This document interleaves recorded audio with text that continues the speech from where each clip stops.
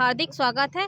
आज हम मौजूद हैं आदर्श बौद्ध विहार में, जहां हमसे जुड़े हुए हैं डॉक्टर MP सिंह जी, जो आरक्षण बचाओ संघर्ष समिति के राष्ट्र अध्यक्ष हैं।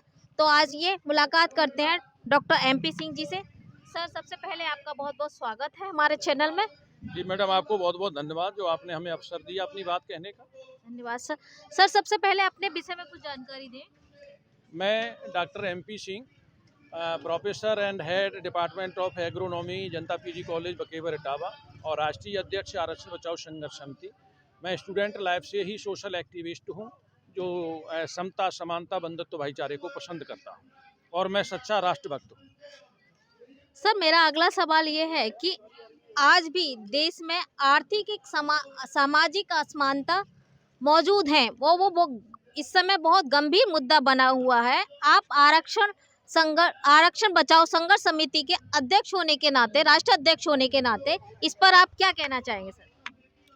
इस देश में, देश आज़ाद होने से पहले भी शैक्षिक, सामाजिक और आर्थिक गैर बराबरी थी और बाबा साहब ने इस देश में जो वंचित समाज था SC OBC का, जो मजदूर मजलूम समाज था, उसको ये विशेष अवसर दिए थे शिक्षा का और रोजगार का।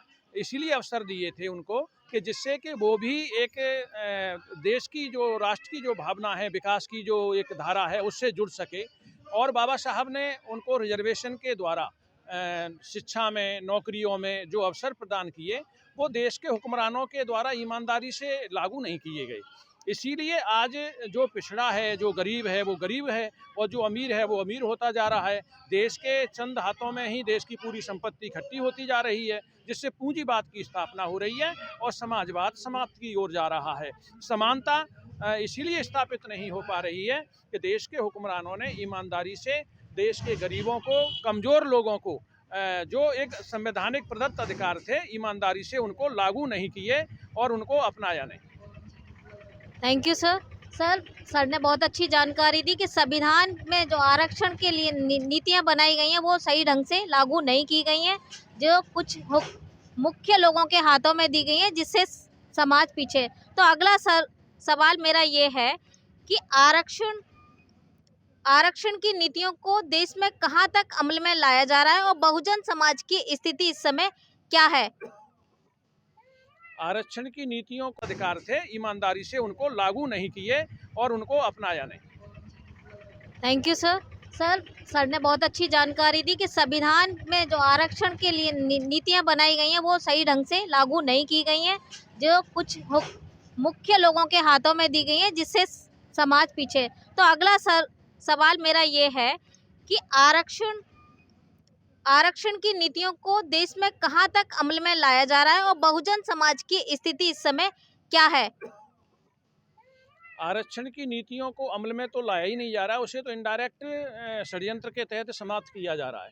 निजीकरण के द्वारा, आउटसोर्सिंग के द्वारा, संविदा भर्ती प्रक्रिया के द्वारा, लेटर भर्ती प्रक्रिया के द्वारा उसे समाप्त किया जा रहा है। और जो उन्होंने EWS रिजर्वेशन जो दिया है और जो इस देश की अधिकांश राजनीतिक पार्टियों ने वोट के लालच में उसका समर्थन किया है, ये रिजर्वेशन का जो आधार है, जैसे रिजर्वेशन दिया गया था कि जिन जातियों के साथ जातिगत आधार पर लंबे समय तक उत्पीड़न हुआ है, उन जातियों को एक विशेष सुविधा, विशेष अवसर दिए गए। लेकिन EWS जिनको दिया गया है, उनको जातिगत आधार पर उनका कोई हिरासमेंट नहीं हुआ है, उनके साथ जातिगत आधार पर कोई भी उनका अपमान नहीं हुआ है, जातिगत आधार पर उन्हें शिक्षा से कभी वंचित नहीं रखा गया है, जातिगत आधार पर उन्हें रोजगार से कभी वंचित नहीं रखा गया है, जातिगत आधार पर उन्हें संपत्ति के अधिकार से वंचित नहीं रखा गया है।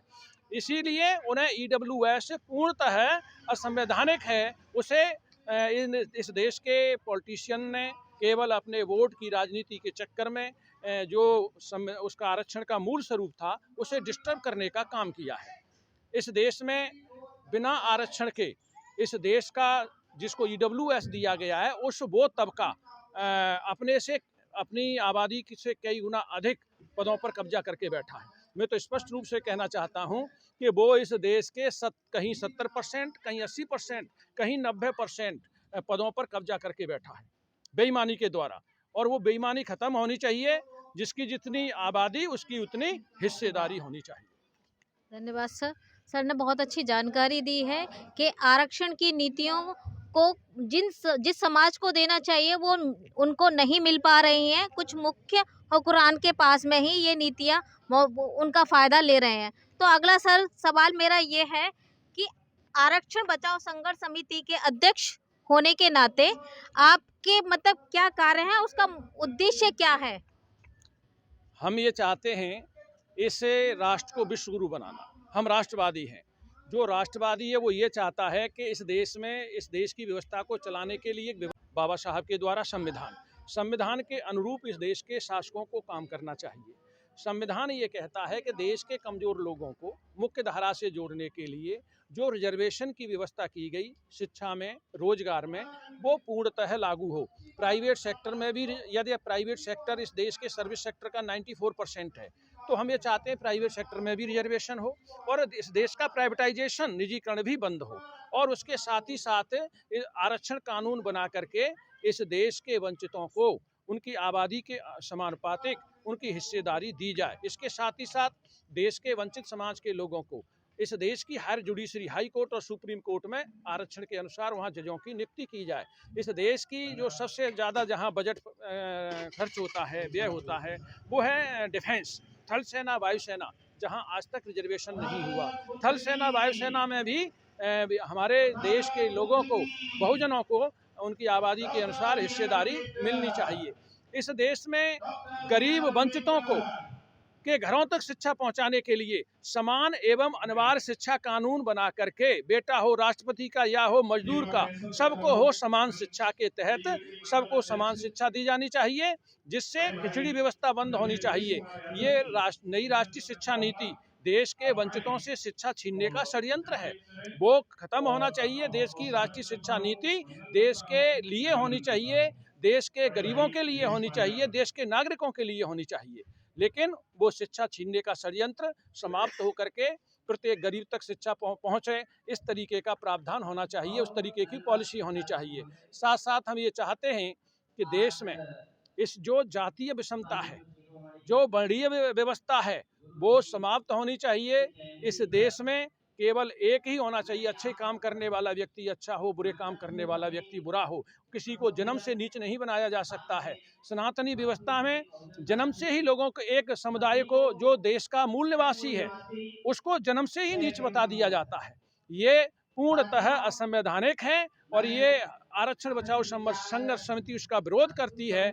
हम ये चाहते हैं, चाहे व्यक्ति किसी भी वर्ग का हो, किसी भी धर्म से ताल्लुकात रखने वाला हो, वो अच्छा करेगा तो अच्छा कहलाएगा, उच्च कहलाएगा, और जो बुरा कहेगा वो बुरा करेगा, वो बुरा कहलाएगा, वो नीच कहलाएगा। तो उसके कर्म से, उसके कार्यों से ये डिसाइड होना चाहिए कौन बुरा है, कौन अच्छा है, कौन नीच है, कौन ऊंच है। जाति आधार पर नीच ऊंच और अच्छे बुरे का निर्णय नहीं किया जा सकता है।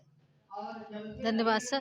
सर मेरा अगला सवाल ये है कि बहुजन समाज के शिक्षित एवं युवा पीढ़ी को आप आधार पर नीच ऊंच और अच्छे बुरे का निर्णय नहीं किया जा सकता है।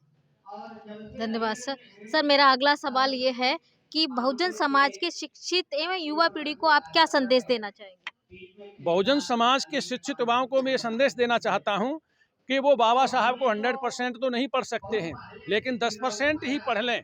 जो जिस दिन बाबा साहब को बहुजन समाज के लोगों ने 10% पढ़ लिया, जान लिया, समझ लिया, तो उनकी सारी समस्याओं का समाधान बाबा साहब के संघर्ष में छुपा हुआ है, बाबा साहब के संघर्ष में निहित है। उनके विकास के सारे रास्ते बाबा साहब के संघर्ष में निहित हैं। उन्हें बाबा साहब को पढ़ करके बाबा साहब के बताए हुए रास्ते को अपने जीवन में अपनाने का काम करना चाहिए, उनकी सारी समस्याओं का समाधान हो जाएगा। धन्यवाद सर। तो हमारे साथ में मौजूद थे डॉक्टर MP सिंह जी, जो आरक्षण संघर्ष समिति के राष्ट्रीय अध्यक्ष थे। उन्होंने बहुत अच्छी जानकारी दी कि संविधान को कम से कम 10% तो पढ़ना चाहिए ताकि बहुजन समाज आगे बढ़ सके। तो जुड़े रहिए हमारे साथ।